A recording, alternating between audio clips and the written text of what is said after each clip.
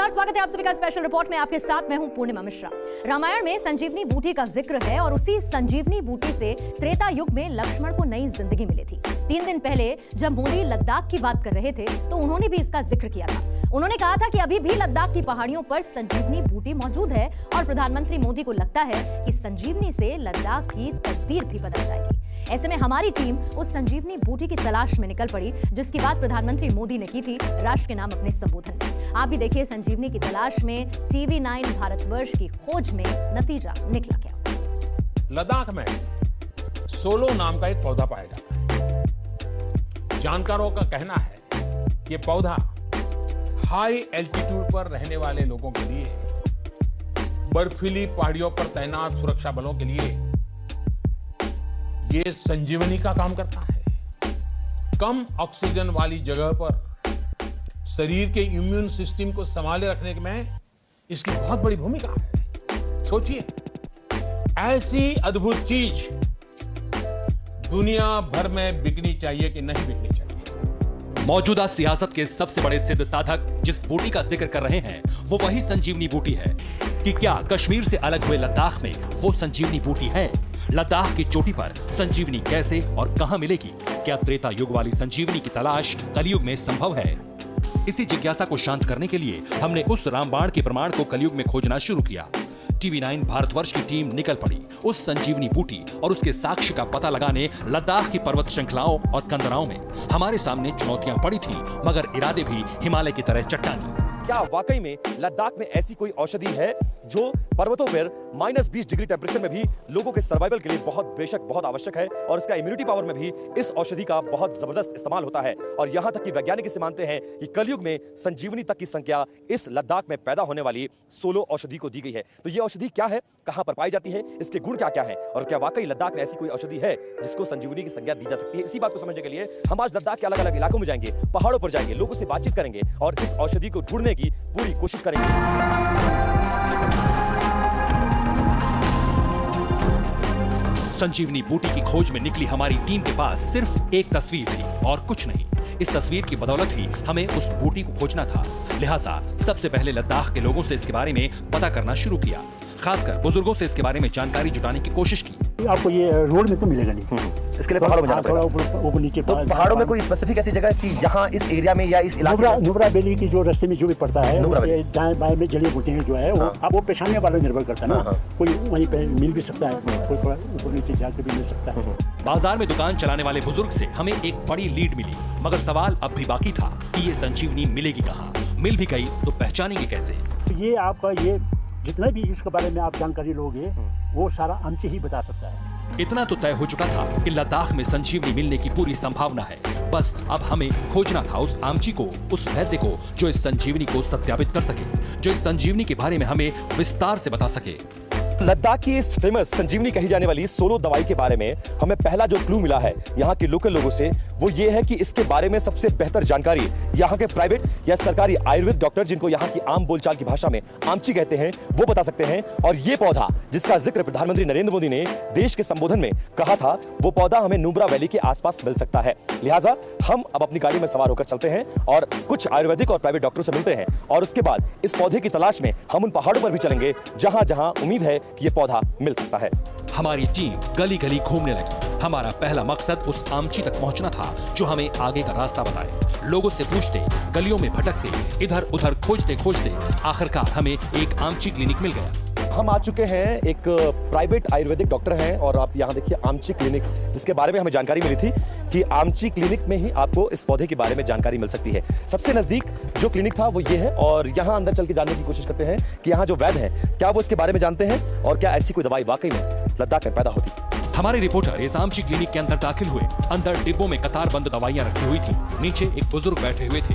देखने से ही वैद्य का दवा खाना लग रहा था। हमने उन बुजुर्ग से पूछा तो पता चला कि इनका नाम डॉक्टर जी नाम्बियाल है। डॉक्टर जी नाम्बियाल 85 साल के हैं। रिटायर्ड होने के बाद 25 सालों से जड़ी बूटियों पर रिसर्च कर रहे हैं। हमारी टीम ने डॉक्टर नाम्बियाल को वो तस्वीर दिखाई जो एकमात्र हमारे पास सबूत के तौर पर मौजूद थी। देखते ही डॉक्टर नाम्बियाल की आंखें चमक उठी। ठिठक गई उनकी नजरें उस तस्वीर पर जिसे खोजने हम निकले थे लद्दाख की पहाड़ियों पर। हमारा दादा गुरु शिष्य से हम सीखा था ये क्या बोलते हैं अमची सिस्टम, तिब्बतन सिस्टम म्यूजिक बोलने से आपको ज्यादा वो धर्मशाला में है ना पहचाने का, फिर वो सिस्टम है ये है। अच्छा, हाँ ठीक है। तो कितने साल से आप ये काम कर रहे हैं आयुर्वेदिक दवा का, और कब से आप मैं जो 20 साल से अभी तक करते हैं। अब मेरा एज है 85 ईयर्स के आप हैं? 85 है। अभी तक मैं ये कम करते आया। हाँ जी, पहले मैं ये स्टेट गवर्नमेंट के वहाँ उसमें नौकरी मिल गया था। फिर उसके बाद मैं सेंट्रल गवर्नमेंट का रिसर्च ऑफिसर था। जी हाँ। तो आपने 60 साल तक वहाँ काम किया और 20 साल से अपना काम कर रहे हैं आप। तो मैं जरा ये फोटो देखिए, क्या इस पौधे को आप पहचानते हैं? मगर अभी तो मैं इतने एज का है ना, ये पहचानना बहुत मुश्किल है, कम दिखाई देता है ना। मुझे इसके बारे में पता है। अच्छा। जो आपने सोलो बोला था ना, सोलो बोला था ना, सोलो वो लद्दाखी नाम होगा। वो लद्दाखी नाम, लद्दाखी नाम सोलो हमारे यहाँ खाते हैं। यो क्या करते हैं, उबलते हैं, वो कड़वा होता है, पानी में ठीक तरह से 2 खेत लस्सी में डालते हैं, दही में डाल के खाता है। वो सबसे हाई एल्टीट्यूड के लिए अच्छा है। High altitude number 1। हाँ, नंबर 2 है फेफड़े के लिए बहुत अच्छा है। फेफड़ा जो लॉन्ग डिजीज के लिए वो है, हम हमारे दवाई में यूज करता है ये। बुजुर्ग डॉक्टर का अनुभव हमारे मिशन को रास्ता दिखा रहा था। डॉक्टर नामबियाल के सामने जब हमने 130 करोड़ हिंदुस्तानियों की जिज्ञासा जाहिर की तो वो और विस्तार से बताने लगे। हमने पूछा, ये बूटी, ये पौधा इस वक्त कहाँ मिल सकता है? हम अगर इस पौधे को देखना चाहें तो हमको क्या लद्दाख के किसी पहाड़ पे, किसी गाँव में ये पौधा देखने को मिल सकता है? बहुत अच्छी तरीके से आपको मिल सकता है। अच्छा। क्योंकि आप यहाँ से जाइए, खरदोंगला जाइए और रास्ते में मिलेगा। अच्छा, हम इसको कैसे पहचानेंगे? हाँ, हम इसको कैसे पहचानेंगे? आपको कोई यहाँ का कोई लोकल अमची ले जाने से ठीक होगा, नहीं तो ऐसा होगा जो उसका फूल लाल होता है, वो पानी ही पानी होता है, उसका झाड़ जो लांग जैसा होता है ना, उसमें नरम सा जैसा होता है, सफेद होता है। हाँ, उसको सोलो बोलता है। अपने दवाखाने में सोलो से बनी बूटी की इस्तेमाल करने वाले डॉक्टर नामबियाल इस बूटी की विस्तार से विवेचना करने लगे। बूटी की व्याख्या करते करते डॉक्टर ने बताया कि कितना विख्यात रहा है ये सोलो बूटी। पहले लद्दाख में इन्हें सब्जी नहीं होता था, अभी तो जो ये खेतों में बोया करके बहुत से सब्जी मिला है ना, वो कम खाता है, वो लाने में जरा मुश्किल होता है, बहुत दूर जाना पड़ता है। ट्रॉप पे खरदोंगला में मिलेगा आपको। आप किसी को पूछेगा वो पहचाने। डॉक्टर नामबियाल ने हमें बताया कि सोलो यानी संजीवनी किस जगह पर मिलेगी, कहाँ वो बूटी आज भी उगती है पत्थरों के बीच में। बुजुर्ग डॉक्टर की बातों से हमारी उम्मीदें आकार ले चुकी थीं। मिशन संजीवनी की तलाश में निकली हमारी टीम आगे बढ़ी। लेह शहर के सबसे पुराने आयुर्वेदिक वैद्य डॉक्टर गुरमीत मांगेल जो आमची दवाखाना चलाते हैं, यानी आयुर्वेदिक दवाखाना चलाते हैं, ये 60 साल तक गवर्नमेंट हॉस्पिटल में काम कर चुके हैं और पिछले 20 सालों से अपना काम करते हैं और इस इलाके के सबसे मशहूर आयुर्वेदिक वैद्य हैं। इन्होंने ये बताया है कि यहाँ ये सोलो नाम का पौधा होता है, इसमें 3 वैरायटी होती है और जो बातें कही गई हैं वो सच है। और ये कहाँ मिल सकता है और इसके बारे में और क्या जानकारी मिल सकती है, उसको खंगालने के लिए हम शहर में और भी वैद्यों से जा रहे हैं मिलने, और उसके बाद हम पहाड़ों पर जाएंगे जहां इस पौधे के मिलने की संभावना है और उन पौधों को दिखाएंगे कि क्या सचमुच ऐसा पौधा है। और जब तमाम वैद्य इस बात को कंफर्म कर रहे हैं तो इस पौधे को ढूंढकर आपके सामने लाएंगे।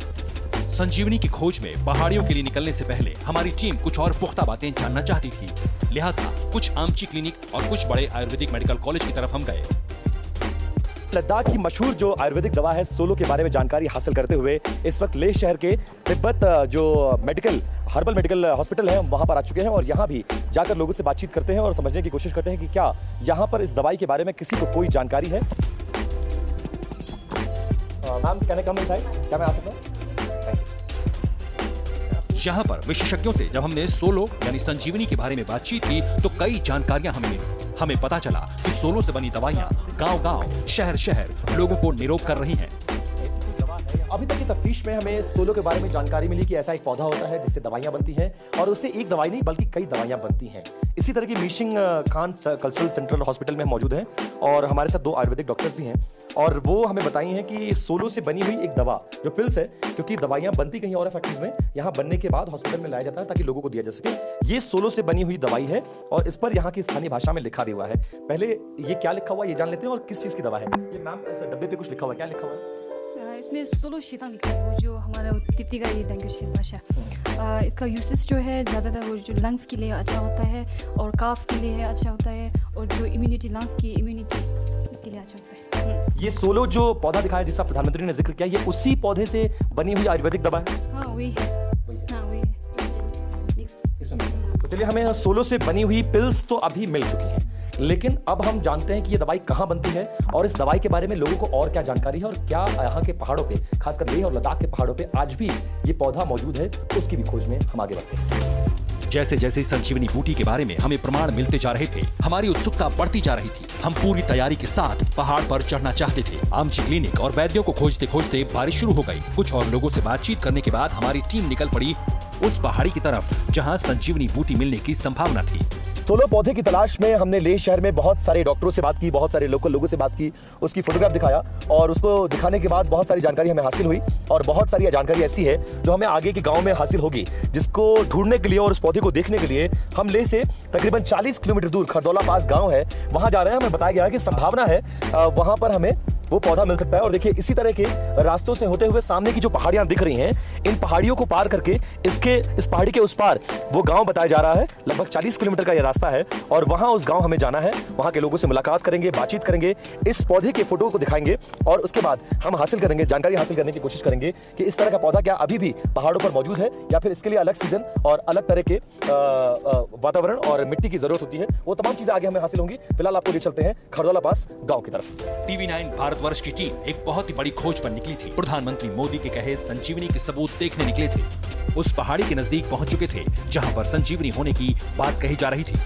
जहां दूर दूर तक कोई गांव, कोई घर नहीं था, सिर्फ ऊंची ऊंची पहाड़ियां थी। चारों तरफ पत्थर ही पत्थर थे और पत्थरों के बीच प्रमाण खोजना मुश्किल था। रेतीला और बंजर इलाका है, कहीं कहीं पर ग्रीनरी है और उन्हीं ग्रीनरी के बीच में कुछ छोटे फूल और उसी तरह के पत्ते हमें नजर आ रहे हैं। हमारी टीम जिस मकसद से निकली थी उसके लिए इन तमाम चुनौतियों की छाती पर चढ़कर आगे बढ़ना था और हमारी टीम बढ़ती जा रही थी। 2 घंटे का सफर और 30 किलोमीटर की दूरी तय करने के बाद और 11,000 फुट की ऊंचाई पर अब हम पहुंच चुके हैं और आप यहां से देख सकते हैं कि पूरा लेह कैसा दिखता है। धीरे धीरे ये ऊंचाई बढ़ती जा रही है और तमाम पहाड़ों को हम पार करते हुए वो पहाड़ अब हमसे नीचे होते जा रहे हैं। यहां आने के बाद हमने एक चीज महसूस की कि लेह में रहते हुए चारों तरफ जब आप निगाह डालेंगे तो आपको चारों तरफ रेतीले पहाड़ नजर आएंगे, बंजर घाटियां नजर आएंगी, फूल पत्ती और ग्रीनरी का एक भी पौधा आपको नजर नहीं आएगा। लेकिन जैसे जैसे खरदौल पास के इलाके की तरफ हम बढ़ रहे हैं, पहाड़ों पर हरियाली के छोटे छोटे निशान हमें नजर आ रहे हैं जो हमें बताते हैं कि जिस 16 पौधे की तलाश में हम इतने खतरनाक रास्ते को पार करते हुए यहां तक पहुंचे हैं, आगे हमें किसी अच्छी खबर की उम्मीद जताई जा रही है। क्योंकि रेतीले पहाड़ पर जहां पर एक घास की एक छोटी सी पत्ती भी नहीं होती है, वहां इस पौधे का होना नामुमकिन था। लिहाजा एक आस जगी और कुछ यहाँ के आयुर्वेदिक जो वैद्य हैं, जो आयुर्वेद से चिकित्सा लोगों के करते हैं, उनके बताए कहने पर हम अब उस इलाके की तरफ धीरे धीरे बढ़ रहे हैं जहां उस 16 पौधे के निशान मौजूद होने की संभावना नजर आ रही है। बेहद कठिन चढ़ाई थी मगर इरादा पक्का था। चलते चलते हमारी टीम इतनी ऊंचाई पर पहुंच गई जहां पर बादल पहाड़ियों को छूकर निकल रहे थे। 16 पौधे की तलाश में हम अपना सफर तय करते हुए लगभग 11,000 फीट की ऊंचाई से ऊपर पहुंच चुके हैं और हम जिस ऊंचाई पर खड़े हैं वहां आने के बाद आप महसूस करेंगे कि बादलों और पहाड़ों के बीच का फासला खत्म हो जाता है और तमाम बादल आप देखिए इस पहाड़ को छू रहे हैं और उसके ऊपर आपको बर्फीली चोटियां नजर आएंगी। इन्हीं पहाड़ियों के बीच हमें संजीवनी बूटी की तलाश पूरी करनी थी। पत्थरों के बीच से हमें उस 16 फूल और पौधे को लेकर नीचे उतरना था। हिम्मत और उम्मीद की डोर पकड़कर TV9 भारतवर्ष की टीम 18,000 फीट की ऊंचाई पर पहुंच चुकी थी। उन तमाम पहाड़ियों को पार करते हुए लगभग 18,000 फीट से भी ज्यादा ऊपर पर इस समय हम मौजूद हैं और हमें इन्हीं पहाड़ियों से गुजरते हुए हम इस जगह तक आ पहुंचे हैं। लद्दाख की पहाड़ियों पर 18,000 फीट की ऊंचाई पर पहुंचने के बाद हमारा मकसद पूर्णता की तरफ बढ़ने लगा। हमारी टीम को कुछ फूल पत्तियां दिखने लगी थी, लेकिन सवाल था क्या जिस फूल और पत्तियों की तलाश में भटकते भटकते हम 18,000 फीट की ऊंचाई तक पहुंचे हैं, क्या ये वही संजीवनी के फूल और पत्तियां हैं? क्या वो यही 16 है जिसका जिक्र खुद प्रधानमंत्री मोदी ने देश के सामने किया था?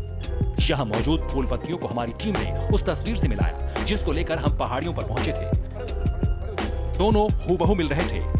हम जिस मकसद से यहाँ पर आए थे उस मकसद में हम पूरी तरह से कामयाब हुए हैं। इन तमाम पौधों को और जिस 16 फूल के और उसकी पत्तियों की तलाश में हम यहाँ आए थे वो हमारी तलाश पूरी हो चुकी है। लिहाजा इन कुछ पत्तियों और कुछ फूलों को हम अपने साथ लेकर चलेंगे और तमाम उन आमची, यहाँ की बोलचाल भाषा में जिन्हें आमची कहते हैं और जो आयुर्वेद के जानकार हैं, उनके पास ले चलेंगे और उनको देकर हम पहचानने की कोशिश करेंगे कि जिस पत्थरों पर ये फूल उगा है, हालांकि ये फूल हमारे जो मौजूद हमारे पास फोटोग्राफ्स हैं उनसे मैच करते हैं, लेकिन एक फाइनल ऑथेंटिकेशन के लिए हम उनके पास चलेंगे और उनको दिखाने की कोशिश करेंगे और समझने की कोशिश करेंगे कि क्या ये वही फूल है जिसका जिक्र प्रधानमंत्री ने राष्ट्र के नाम में संबोधन में भी किया था और इसी फूल के जरिए अब लद्दाख की तस्वीर और तकदीर दोनों बदलने वाली।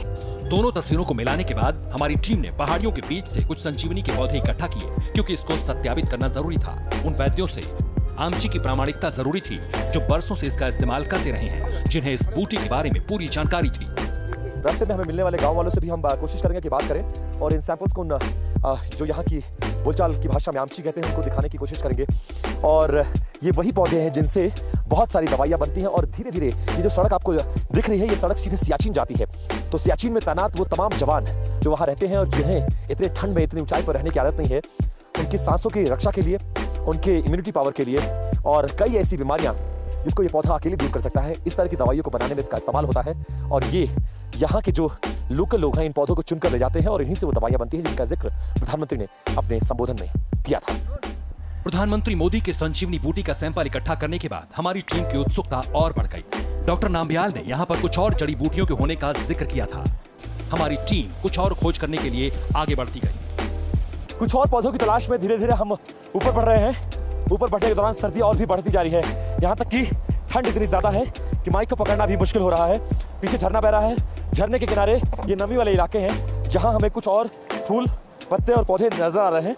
आसपास की पहाड़ियों से कुछ और सैंपल जमा किए। अब इसका सत्यापन सबसे जरूरी था, लिहाजा जिस जोशो खरोश के साथ हमारी टीम चोटियों पर पहुंची थी, उसी तरह नीचे उतरी। हमें पता था हमारा मिशन तब तक पूरा नहीं होगा जब तक कि स्थानीय लोग, वैद्य या आमची को न दिखाया जाए। जब हम नीचे उतरे तो लोगों के पास पहुंचे इस बूटी को लेकर।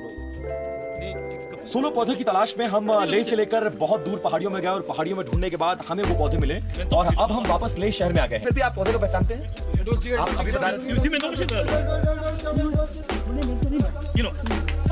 क्या बता रहे हैं? ये वही फूले बोलते हैं। जिस तलाश में हमारी टीम निकली थी उसका मकसद पूरा हुआ। हमारी टीम प्रधानमंत्री मोदी की संजीवनी का प्रमाण लेकर लौटी।